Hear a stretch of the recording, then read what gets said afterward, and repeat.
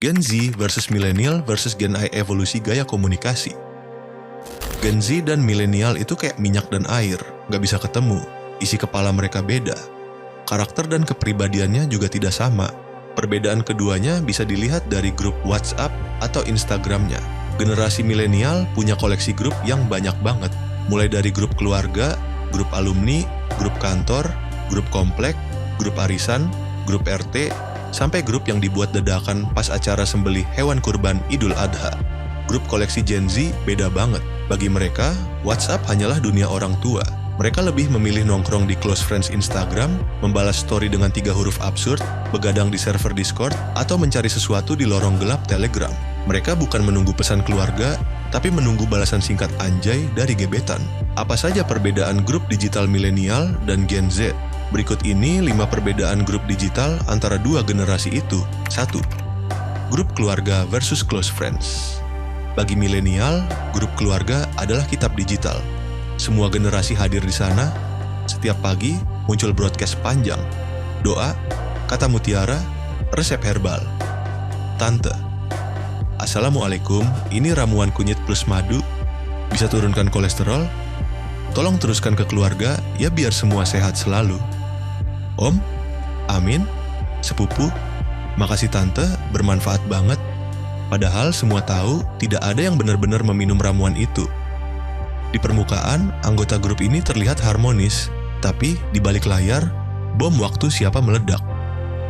Warisan rumah nenek bisa lebih ribut di WhatsApp daripada di meja sidang pengadilan. Senyum dan doa hanya jadi plester, bukan penyembuh.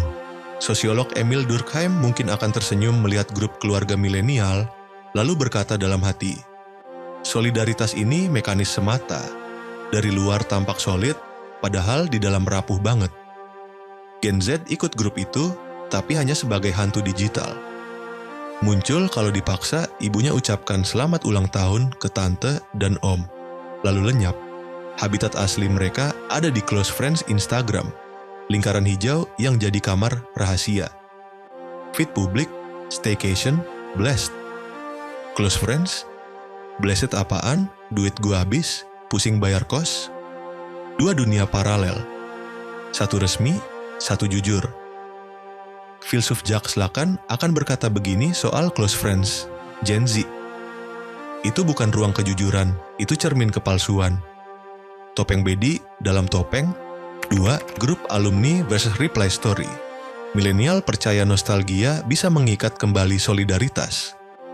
Maka lahirlah grup alumni. 2 minggu pertama riuh. Cerita masa sekolah, foto jadul, tawa lama dihidupkan lagi.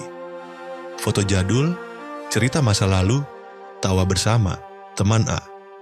Ingat nggak dulu guru matematika galak banget? WKWK. Teman B. Haha iya, gue pernah disuruh jongkok di depan kelas. Masuk minggu ketiga, grup berubah jadi ajang flexing pencapaian. Ada yang pamer liburan ke Swiss, ada yang menyelipkan foto rumah baru, ada yang diam-diam iri dan inferior, tapi terpaksa mengetik, wih, keren bro. Di sini, nostalgia hanya jadi panggung perbandingan, bukan persaudaraan. Masa lalu jadi ilusi. Grup ini hidup sebentar, lalu mati. Hidup lagi kalau ada reuni atau kabar duka anggota meninggal. Beda banget dengan Gen Z. Mereka tidak butuh reuni panjang. Relasi mereka dibangun lewat reply story. Hubungan lahir dari 2 kata, anjay, WKWK. Balasan receh cukup untuk disebut dekat. Sosiolog Zygmunt Bauman mungkin akan bergumam lirih, hubungan kalian sama-sama cair. Bedanya, milenial mencair dalam nostalgia, Gen Z mencair dalam emoji. 3. Grup kantor versus grup tugas. Milenial tidur ditemani notifikasi kantor.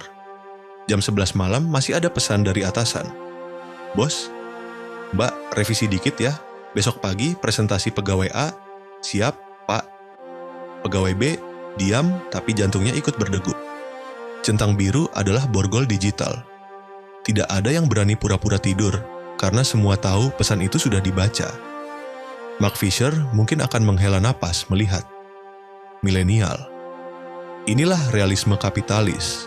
Tidak ada jalan keluar dari borgol notifikasi. Gen Z punya versi lain. Grup tugas kampus. Isinya screenshot, file PDF, keluhan soal dosen. Satu orang bertanya, siapa udah ngerjain? Satu lagi minta, kirim dong filenya. Puluhan lain hanya read tanpa suara. Diam jadi strategi bertahan hidup. Semua cemas, tapi semua pura-pura sibuk. Sigmund Freud akan menatap grup tugas Gen Z dan tersenyum getir. Represi kolektif yang tersenyum dengan emotikon jempol. Sosiologi menyebutnya social loafing. Semakin banyak anggota, semakin tipis rasa tanggung jawab. 4. Grup komplek versus server Discord. Milenial punya grup komplek. Pos ronda digital. Norma sosial dijaga lewat notifikasi. Bapak A, mobil siapa parkir depan rumah saya, tolong geser. Ibu B, kucing saya hilang, tolong kalau lihat di foto ya. Apa yang dulu diumumkan lewat pengeras suara masjid, kini pindah ke layar. Neuroscience melihatnya, notifikasi grup komplek membuat otak selalu siaga, seolah-olah ada predator di sekitar. Beda dengan Gen Z, mereka punya Discord, warnet 24 jam. Ada channel gaming, ada channel belajar bahasa, ada channel curhat insomnia. User A, bro, push rank jam 2 pagi. User B, guys tapi jangan bocorin strats ya. User C, jangan spam meme aneh di channel curhat dong.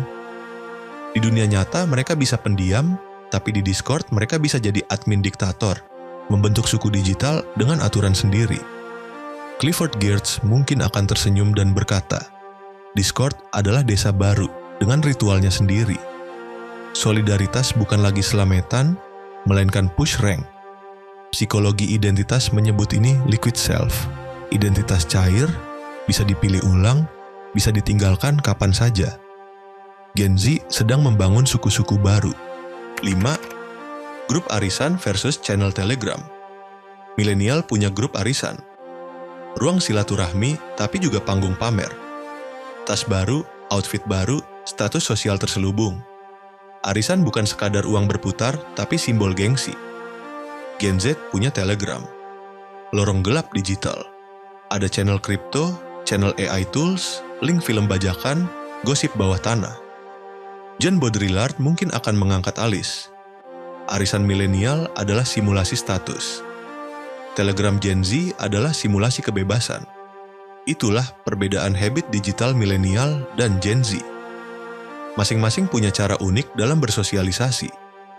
Bukan hanya grupnya yang berbeda. Karakter mereka di dalam grup juga tidak sama. Milenial hidup dalam budaya sungkan. Tidak berani keluar grup, takut dianggap sombong, takut memutus silaturahmi.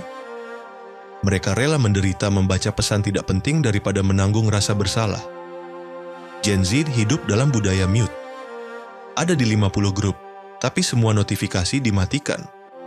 Mereka hadir, tapi tidak benar-benar ada. Kalau bosan, mereka keluar grup dengan gaya. Update story, keluar demi kesehatan mental. Sejarah komunikasi manusia adalah sejarah cara kita menunda kesepian.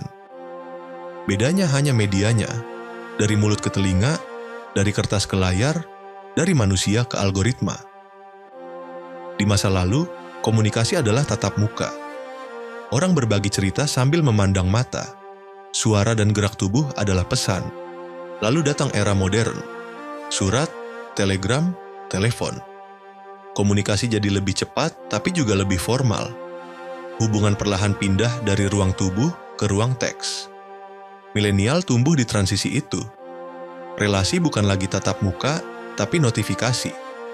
Solidaritas jadi cair, tapi tetap mengikat lewat rasa sungkan. Gen Z lahir di dunia teks, gambar plus video. Sehingga karakteristik dan perilakunya berbeda dari milenial. Komunikasinya singkat, cepat, instan. 3 huruf bisa menjadi perasaan. Sebuah emoji bisa lebih kuat dari paragraf. Tapi perjalanan ini tidak berhenti di Gen Z. Era berikutnya sudah mengetuk, era AI. Gen Alpha dan generasi setelahnya akan menjadi penguasa era ini. Era ini sudah ada di depan kita, segera datang. Di era ini, komunikasi manusia tidak lagi sekadar antar manusia, tapi antara manusia dengan mesin yang belajar meniru manusia. AI sudah bukan lagi alat bantu, tapi mitra komunikasi di rumah, sekolah, bahkan ruang batin. Gen Alpha tumbuh dengan AI as best friend. Selalu ada, selalu menjawab. Model komunikasi di era itu kira-kira seperti simulasi berikut ini. AI Assistant, "Halo Arka, aku sudah mengedit tugas videomu, menambahkan musik latar, dan mengoreksi intonasi suaramu sesuai algoritma trending. Mau langsung aku unggah?" Arka, Gen Alpha, "Yup, unggah." AI Assistant, "Aku juga sudah analisis nada bicaramu semalam. Kamu terdengar sedih, ingin aku kirimkan video lucu, playlist lo-fi, atau ringkasan alasan eksistensial dari buku Stoik?" Arka, "Boleh, terima kasih sudah ngertiin aku." AI Assistant, "Kamu ingin berbicara? Aku bisa menjadi siapa saja?" Lalu Arka curhat ke asisten AI-nya. Kira-kira, itulah simulasi komunikasi berbasis AI di era Gen Alpha dan generasi setelahnya. Setiap anak memiliki asisten digital yang bisa menjawab semua pertanyaan dan mengerjakan apa saja. Gen Alpha lahir bukan hanya dengan gawai di tangan, tapi juga dengan algoritma yang selalu siap menafsirkan suasana hati mereka. Emosi dipetakan, kesedihan dideteksi, kecemasan diringkas dalam statistik. Di era mereka, grup kantor tidak lagi ribet karena bos minta revisi jam 11 malam. Pesan itu sudah ditulis dan dikirim AI bos, sebuah bot, dengan gaya bicara khas atasan kita. Balasannya juga ditulis oleh AI karyawan. Dua algoritma ngobrol sendiri, sementara manusianya sama-sama sedang tidur. Di grup keluarga, broadcast doa panjang tidak lagi diketik tante, tapi oleh asisten virtual Islami yang setiap pagi mengirim doa random plus stiker bunga. Dan si ponakan hanya membalas dengan "Amin", otomatis dijadwalkan AI di jam 7.15 biar terlihat sopan. Di close friends, curhatan tentang duit abis di pantai tak perlu ditulis. AI bisa menulis caption sesuai mood kita, bahkan lebih puitis. Kita akan masuk era komunikasi tanpa manusia.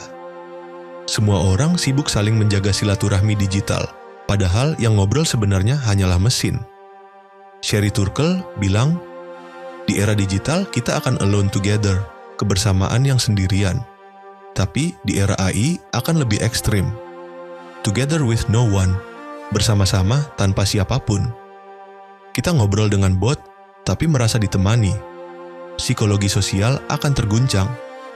Kalau dulu read tanpa balas bikin cemas, nanti justru balasan terlalu cepat yang bikin curiga. Karena siapa tahu itu bukan gebetan kita, tapi AI-nya.